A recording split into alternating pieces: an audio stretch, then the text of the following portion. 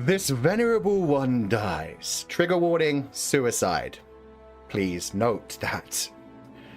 That bit of time before Moran had yet to become the emperor, there was always someone calling him a dog. The manager called him a son of a bitch. The customers called him a bitch pup. His little cousin called him a shitty dog. And his mother was the best, saying that he was raised by a bitch. Of course, there were other dog-related metaphors that weren't too bad. For example, his one-night stands would always grumble with some petulance that the strength of his back was like that of a male dog. Honey dripped from his lips, luring away the soul, but the weapon down below was robbing the sweetness of her life. But they'd turn around and boast to others afterwards, so much so that the entire district knew that the man Mo Wei Yu was both handsome in looks and aggressive in tall. Those who tried were satisfied with their meal, and those who hadn't were dearly tempted. It had to be said that those names were all very spot on. Moran was indeed very much like a tail-wagging dumb dog. It wasn't until he became the emperor of the cultivation world that these kinds of monikers disappeared in a flash. One day, a small sect from a faraway land gifted him a puppy. The puppy had a coat of whitish grey, 3 slashes of flame upon its forehead, kind of like a wolf. But it was only as big as a melon, and looked kind of stupid, chubby, and round. Nonetheless, it still thought of itself rather mightily, running all over the Great Hall with abandon. Several times it tried to climb the very, very high steps to see clearly that person who sat upon the throne so composedly, but because its legs were too short, it finally abandoned the endeavor. Moran stared at that ball of fur, who possessed no wits but plenty of energy, and suddenly chuckled, laughing as he called it. Shitty dog. The puppy soon grew up and became a big dog. The big dog became an old dog, and the old dog then became a dead dog. Moran closed his eyes, then blinked them open. His life was filled with the ebb and flow of prestige and shame, sometimes up, sometimes down. Before he knew it, 32 years had gone past. He'd played with everything and had gotten tired of it. Everything was tasteless and lonely, and in recent years there were less and less people who knew by his side.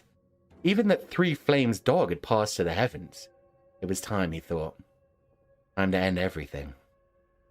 He flicked off a glistening, full grape and languidly peeled its purple skin. His movement was easy and practiced, like King Yu in his camp pulling off Princess Hu's robes, but there was a laziness to it, like he was tired of it all. The lustrous fruit quivered lightly in his fingertips.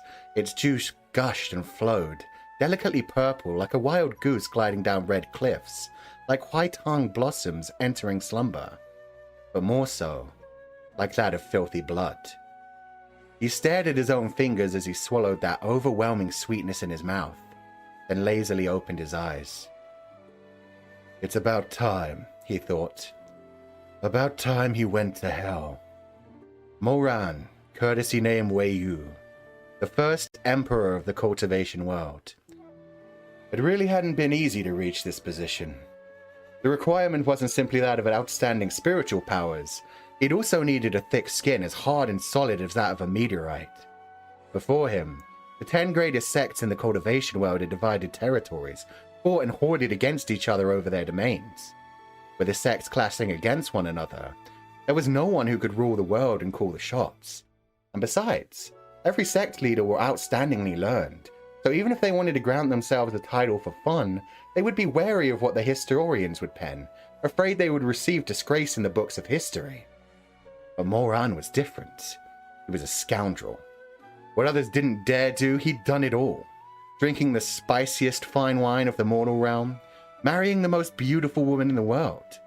First, he became the alliance leader of the cultivation world, Hashian Jun. Then he granted himself the title of emperor. All knelt and yielded before him. Those who refused to kneel, he slaughtered one and all. In the years he asserted his dominance, blood flowed like a flood, and mournful wails were everywhere. Countless vigilantes sacrificed themselves. Even the Rulfeng sect of the 10 great sects was completely annihilated. And later, even the honored master who taught Moran wasn't able to escape his demonic claws. In a final battle with Moran, he was defeated and taken prisoner in the palace by his once beloved disciple, his whereabouts now unknown. The once great land of clear rivers and calm seas was suddenly smothered with smog and haze. The Dog Emperor Moran didn't read a lot of books, and was someone who was fearless of all, though while he was in power, the world was never short of ridiculous affairs. such as titles for those reigning years. The first set of the 3 years, the title was Bastard. It was something he'd thought of while feeding fish by the pond. The second set of 3 years, the title was Croak. The reason being, he'd heard frogs croak in the garden in the summer, and determined it as inspiration granted by the heavens, and shouldn't be taken for granted. As the scholars of the country believed there could never be any reigning titles more tragic than Bastard and Croak. But alas, they understood nothing of Moran. The third set of 3 years, grassroots unrest began to shake up various local regions, whether it be Buddhists, Taoists, or spiritual cultivators. All those righteous vigilantes in the world started to rise up in rebellion. Thus this time, Moran contemplated deeply for a long time, and after tossing away many drafts, a title that shook the heavens and made ghosts and gods weep was born. Cease Battle. The original text is a pun on the slang for cock, penis, or dick. Moran is such a douchebag. I love him already. Jiba. Both cease battle and cock have the same pronunciation. It was meant to have a well-meaning connotation. The first emperor used all of his brainpower to come up with those 2 words, taking from the fortuitous idiom, cease troops, rest battles. Only when it was spoken out loud in the common world, it was exceedingly awkward. Especially to those who couldn't read. It was more awkward hearing the title. The first year was called the first cease battle year, but why did it sound like the year of cockballs? The second year was called the second year of cock. The third, year of cock. Some people would curse at it behind locked doors. What complete nonsense! Why not give the title Jiba Chan to complete the circle? So next time you see a man, no need to ask how old they are. Just ask how old his cock is. 100-year-old masters can't be called centennial cock. Finally, 3 years were suffered through, and it was finally time to replace the reigning year title, Jiba. People all over the world were waiting anxiously to see what His Majesty the Emperor would come up with for the 4th title. But this time, Moran no longer had any care to draw up a name. Since this year, riots of the cultivation world finally completely erupted. After having endured for almost a decade, vigilantes, heroes, and valiant men finally gathered together and formed an army of millions, charging towards the first Emperor Mo-Wei-Yu. Cultivation world really didn't need an emperor, especially not a tyrant like this. After many months of battles bathed in blood, the rebel army finally came to the foot of Shishang Peak. This place was situated in the Sichuan province, upon perilous mountain bluffs surrounded by streams of clouds and mist throughout the year. Moran's grand and majestic palace sat at its summit. It was too late to turn back, and overthrowing tyranny was only a strike away. However, this last strike was also the most treacherous. The ray of hope for victory was before their eyes, but thoughts of estrangement began to grow internally within the allied army who had gathered to fight the same enemy. With the annihilation of the old empire, a new regime would need to be built. No one wanted to waste their strength unnecessarily right now, and thus no one wanted to head the front lines to charge up the mountains first. They were all afraid that this cunningly vicious tyrant would suddenly drop from the skies, bare his shining beast-like white teeth, and rip apart all those who dared to surround and destroy his palace, shred them to pieces. Some said, with a grim expression, Mo-Wei-Yu's spiritual powers are great, and his person cunning. We must be cautious lest we fall for his traps. All the leaders agreed. Right then, an exceedingly handsome, flashy young man walked forward. He was wearing a set of silver blue light armor, a belt embellished with a lion's head, his hair fastened in a high ponytail, with an exquisite silver hairpin secured by the roots. That young man's expression was exceedingly dark. He said, We've already come to the foot of the mountain. What are you all moseying about for, dragging your feet and going up? Are you all waiting for Mo-Wei-Yu to climb down himself? What a bunch of scaredy cats. Anger exploded all around because of his words. Such abuse! Young Master Shui, what do you mean by scaredy cats? A soldier must always be utmostly prudent. If we're all brash and reckless like you, we'll be responsible if accidents happen. Another instantly taunted sarcastically. Young Master Shui is the darling of the heavens. We are but mere commoners. If the darling of the heavens can't wait to fight the Emperor of the mortal realm, then by all means, please go up the mountains first. We'll set up a feast down here by the foot of the mountain to await your gracious return with Mo-Wei-Yu's head. Wouldn't that be nice? That was rather aggravating comment. One of the old monks in the Alliance immediately stopped the young man who was about to explode and put on a folksy expression, coaxing him in a gentle voice. Young Master Shui, listen to this old monk. This old monk knows that you and Mo Wei Yu share a deep and personal grudge. However, this palace invasion is a critical matter. You must think of everyone. Don't let your emotions carry you away. The one everyone addressed as young Master Shui was named Shui Meng. Over a decade ago, he'd been praised by all as a young genius, the darling of the heavens. Yet as all things change with the flow of time, he must now endure the taunts and ridicule of those people, if only to go up the mountain to see Moran's face one more time. Shui Meng's face twisted with anger, his lips trembling, but he still arduously suppressed himself, demanding, Then just how long do you all plan on waiting for? You've got to at least observe any movements, right? Yeah, what if Mo Wei Yu has set up traps? The old monk who mediated just now also urged. Young Master Shui, don't be impatient. Since we've already come to the foot of the mountain, it's best if we remain cautious. Either way, Mo Wei Yu is trapped inside the palace and can't come down. He's now at the end of his rope. Nothing will come of anything. So why must we be impatient and act recklessly? There's so many of us down here, with so many nobilities and prominent figures among us. If they lost their lives by accident, who could be responsible? Shui Meng exploded with rage. Responsible? Then let me ask you, who is responsible for my Shizun's life? Moran has imprisoned my Shizun for 10 years. A whole 10 years. With Shizun just up the mountain before me, how can you make me wait? Hearing Shui Meng mention his Shizun, the mob felt a ridicule of shame. Trickle of shame. Some looked ashamed, some eyed left and right, murmuring, but did not speak. 10 years ago, Moran himself, Taxian Jun. Moran titled himself Taxian Jun. Never mind slaughtering all 72 city fortresses of the Ruofeng sect, he also planned to annihilate the rest of the 10 great sects. Later, when Moran made himself emperor, he tried to eradicate all houses. In both disasters, who was the one to stop him in the end?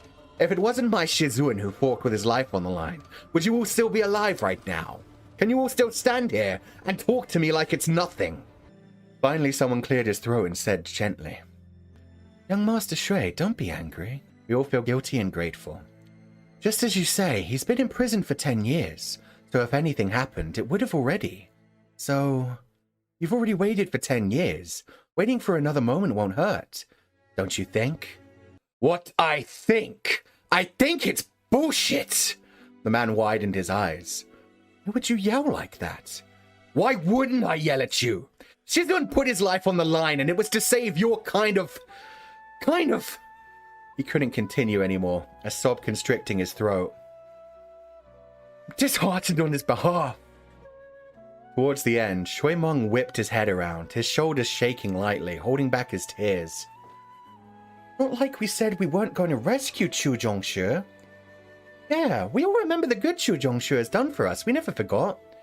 Young Master Shui, you're accusing all of us of being unjust ingrates. We won't stand for it. But speaking of which, isn't Moran also Chu Zhongshu's disciple? Someone whispered. I gotta say, as a master, he should be responsible for his criminal disciple. As they say, an undisciplined son is the father's fault.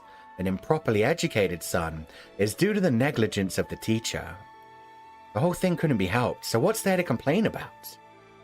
Now that was harsh, and someone instantly shouted, What nonsense are you spouting? Mind your tongue! Then he turned to console Shui Meng with a pleasant face. Young Master Shui, don't be impatient. Shui Meng cut him off, his eyes bulging.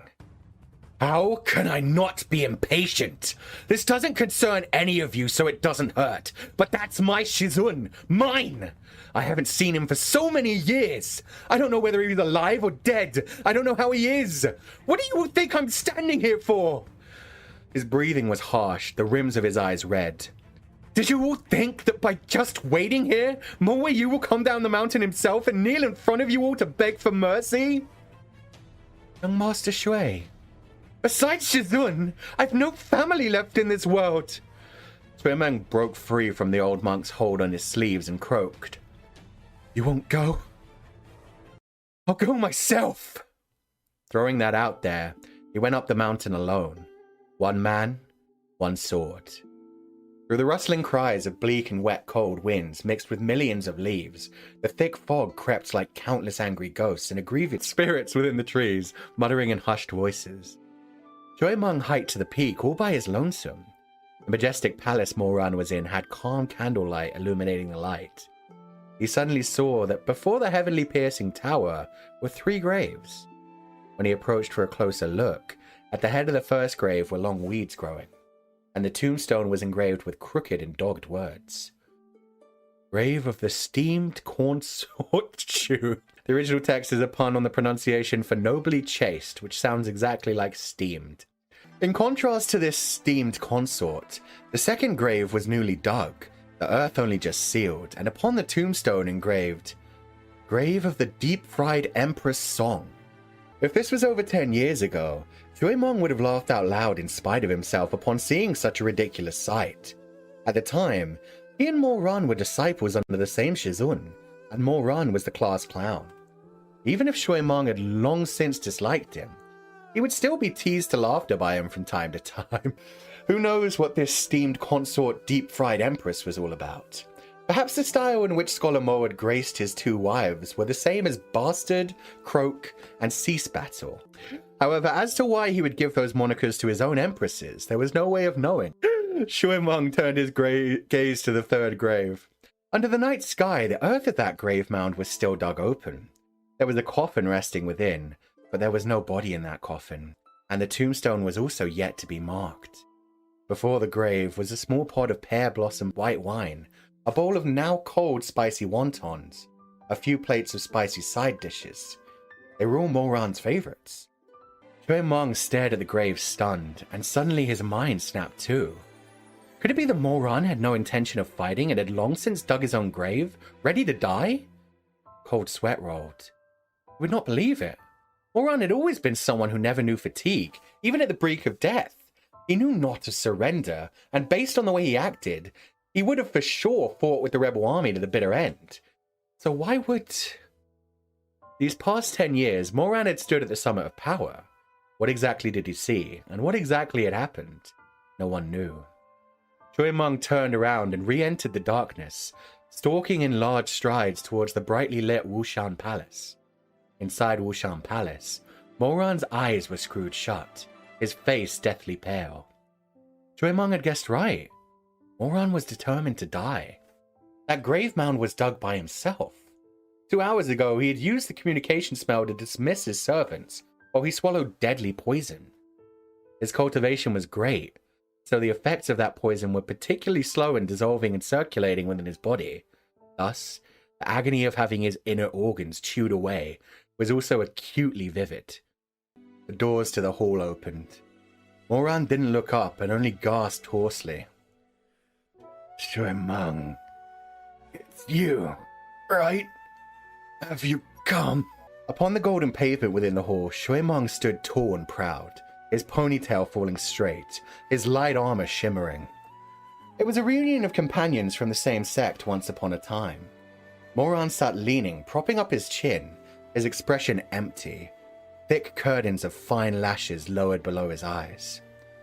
Everyone knew he was a monster and a savage devil, but in truth, he was good-looking. The curve of his nose gentle and soft, his lips thin and dewy, his appearance naturally radiating notes of kindness and sweetness. Just by looking at this face, anyone would think he was a lovable, good person. When Shui Meng saw his face, he knew Moran had taken poison just as he had suspected. It was hard to dissect what he was feeling, and he opened his mouth to speak, but no words came out. In the end, he clenched his fists and only demanded, "Where's Shizun?" What? Shui Meng demanded again, sharply. I said, where's Shizun? Yours, mine, are Shizun. Moran humphed softly and finally, slowly blinked open his eyes, his pupils black with hints of purple. dropping them onto Shuimeng's person through layers upon layers of time past. Now that I think of it, ever since the farewell at Tashui Palace on Mount Kunlun, it's been 2 years since you and Shizun have seen each other. Moran smiled faintly as he spoke. Shuimeng, do you miss him? Stop your nonsense! Give him back to me! Moran glanced at him, calmly enduring the twisting pain in his stomach, and his lips contorted into a sneer as he laid heavily back against the Emperor's throne. Waves of blackness invaded his sight. He could almost feel his innards wrenching, melting, dissolving into stinking, bloody swell. Moran replied lazily, Give him back to you. Foolish. Why don't you use your brain to think a little? Shizun and I share such deep hatred for each other. Why would I allow him to live in this world? You! Blood completely drained from Shuimeng's face, his eyes bulging as he backed up. You can't have. You wouldn't. Wouldn't what? Moran snickered. Why don't you tell me why wouldn't I? Shuimeng's voice trembled. But he's your Shizun after all. How could you bear to kill him? He looked up to Moran, who was sitting high above in the seat of the Emperor. There was Fuxi in heaven, Yanluo in hell, and in the mortal realm, there was Mo Wei Yu. But to Shuimeng, even if Moran had become the eminent Emperor of the mortal realm, he still shouldn't have become like this. Shuimeng's entire body was shaking, his tears rolling from outrage. Mo Wei Yu! Are you still human? He wants... Moran raised his eyes quietly. He wants... what? Shuimeng's voice trembled. You should very well know how he once treated you. Moran suddenly laughed. Are you trying to remind me that he once beat me so hard my body was covered in blood? That he made me kneel before all to admit my crimes? Or did you want to remind me that he once, for you, for irrelevant people, 3 times he stood in my way, ruined my great endeavors? Shuimeng shook his head in pain. No, Moran. Think back properly. Let go of your vicious hatred. Look back. He once trained you in cultivation and martial arts, and made sure to protect you. He once taught you how to read and write, taught you poetry and painting. He once learned how to cook just for you, even though he was so clumsy and got cuts all over his hand. He once waited every day for you to come home, all alone by himself from nightfall to the break of dawn. So many words stuck in his throat, but in the end, Shuimeng could only sob. His temper is bad, and his words are harsh. But even I know he treated you really well. So why? How could you? Shuimeng raised his head, but having held back so many tears, his throat was even more constricted, and he couldn't say any more. There was a long pause before Moran's silent sigh floated from the throne. Yeah. Shuimeng, did you know? Moran's voice was clearly exhausted. He had also once ended the life of the only person I've ever loved. The only one. It was silence like the dead for a long time. The pain in his stomach was like a blazing fire, his blood and flesh torn and ripped into broken shreds. Still, we were master and disciple once. His corpse is resting in the Red Lotus Pavilion in the southern peak. He's lying among the lotus blossoms, very well preserved, like he's only fallen asleep.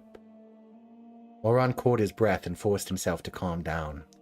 When he said this, his expression was blank, but his fingers were digging into the long rosewood desk, his joints pale to the point of bruising. His corpse is maintained by my spiritual powers. If you miss him, don't waste your breath here with me. Go now, before I die. A lump of astringent sweetness swarmed up into his throat. Moran coughed a couple of times, and when he opened his mouth again, there was nothing but blood between his lips and teeth. Yet his eyes were still at ease. He said with a hoarse voice, Go see him. If you're too late and I die, breaking off the spiritual powers, he will turn into dust." Then he closed his eyes dispiritedly, the poison striking his heart, blazing fires bringing torment. The agony was so heart-wrenching that even Shui Meng's twisted, despairing wails became far away, like there was an ocean spanning thousands of miles between them, and his voice was coming through the waters. Blood continued to pour out of the corner of his lips, and Moran squeezed his sleeves tight, his muscles spasming. When he opened his bleary eyes, Shui Meng was long gone. That bastard's Qinggong wasn't bad. It wouldn't take him too long to run from here to the southern peak. He should be able to see Shizun one last time. The art of manipulating chi so that one is weightless. Moran pushed himself up and wobbled as he rose to his feet. Using hands spotted with blood, he formed a hand seal, sending himself to the front of Xishang Peak's heaven-piercing tower. It was deep autumn. The high-tongue blossoms were beautifully thick and flowing in the wind. He didn't know why in the end he chose this place to end his sinful life, but he felt since the flowers were blooming so vibrantly, it wouldn't be such a bad tomb. He laid down in that open coffin and looked up to watch the blossoms of the night soundlessly drifting as they wilted, drifting into the coffin, drifting onto his cheeks, dancing and fluttering like the past wilting away. In this life, from the bastard son who possessed nothing, after innumerable encounters, he became the only eminent Lord Emperor of the mortal realm. He had blasphemed, and his hands were covered with blood. All that he loved, all that he hated, all that he prayed for, and all that he resented. In the end, there was nothing left. In the end, he had also never penned an epitaph for himself, using that confident and wild writing of his. Whether it be shameless Emperor of the Era, or something ridiculous like deep-fried or steamed, he didn't write anything. The grave of the first Emperor of the cultivation world, in the end, left no words behind. A spectacle that lasted for a decade finally dropped its curtains. It was many, many hours later when the mob, with torches held high, invaded the resident palace of the Emperor like a fire snake. However, what awaited them was an empty Wushan palace, a Xishang Peak without a soul, and Shui Meng, who had cried himself numb, prostrating over a ground spilled with ashes at the Red Lotus Pavilion. And before the heaven-piercing tower, Mo Wei Yu, whose corpse was already cold.